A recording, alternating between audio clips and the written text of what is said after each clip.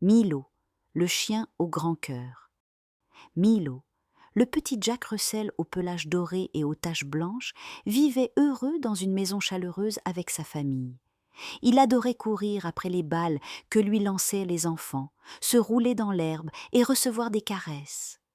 Chaque matin, il sautillait de joie en voyant ses maîtres se réveiller, impatient de commencer une nouvelle journée remplie d'aventures. Un jour, alors que le soleil brillait haut dans le ciel, il sentit une agitation inhabituelle dans la maison.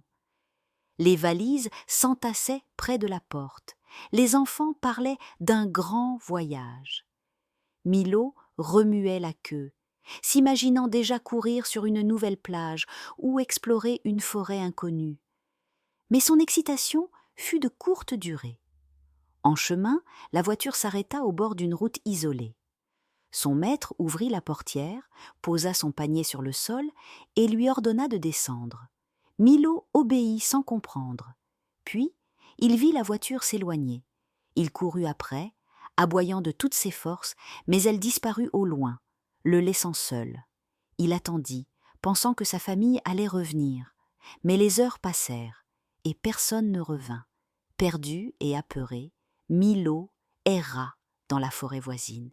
Il avait faim, froid, et le bruit des animaux sauvages l'effrayait. Les jours passèrent, et ses pattes le portaient de moins en moins loin.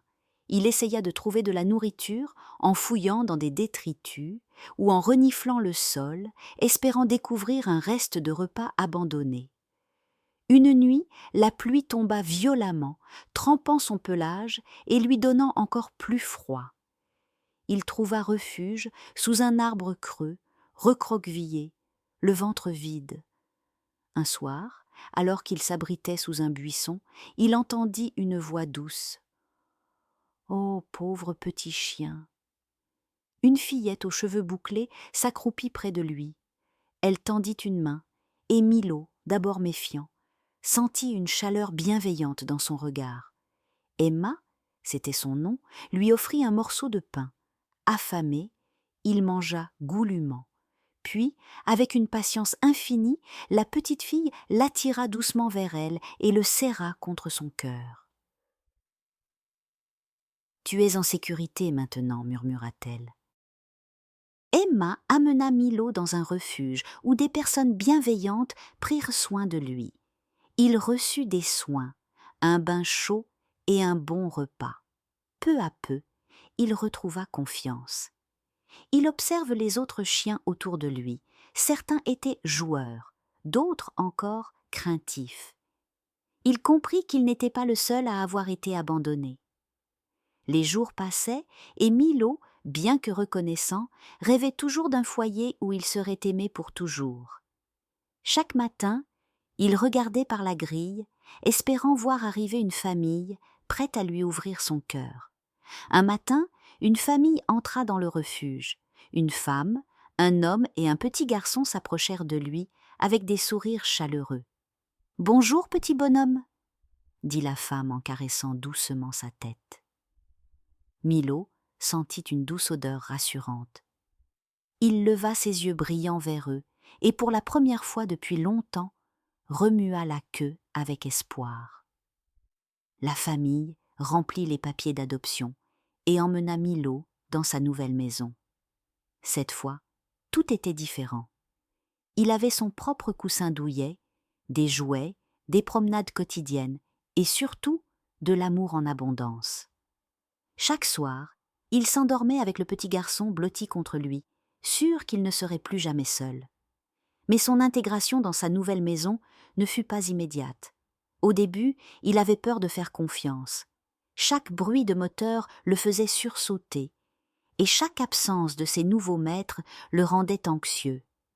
Pourtant, jour après jour, avec patience et amour, ils lui montrèrent qu'il était enfin en sécurité. Son petit maître, Léo, lui construisit un parcours d'agilité dans le jardin. Cela rappela à Milo les jeux insouciants de son ancienne vie. Il se mit à courir, sauter, rattraper la balle avec un enthousiasme renouvelé. Ses craintes s'effaçaient, remplacé par la certitude qu'il appartenait enfin à une famille qui ne l'abandonnerait jamais. Milo devint rapidement le meilleur ami de Léo. Ensemble, ils allaient partout. Au parc, où il se fit de nouveaux compagnons canins. À la plage, où il découvrit le bonheur de courir dans le sable humide et de plonger ses petites pattes dans les vagues. En montagne, où il renifla des sentiers inconnus et grimpa sur des rochers. Un jour, lors d'une de leurs promenades, ils rencontrèrent une dame âgée avec un chien très maigre et apeuré. Elle leur raconta qu'elle l'avait trouvé, abandonné, comme Milo autrefois.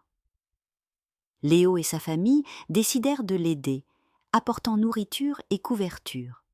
Petit à petit, le chien reprit des forces et trouva aussi une famille aimante. Milo comprit alors qu'il pouvait transmettre à d'autres chiens la seconde chance qu'il avait reçue. Ainsi, chaque soir, blotti contre Léo, Milo rêvait non seulement d'un foyer aimant, mais aussi d'un monde où aucun animal ne serait jamais laissé pour compte. Avec le temps, Milo devint une véritable mascotte dans son quartier. Il rendait visite aux enfants malades, apportant du réconfort et de la joie.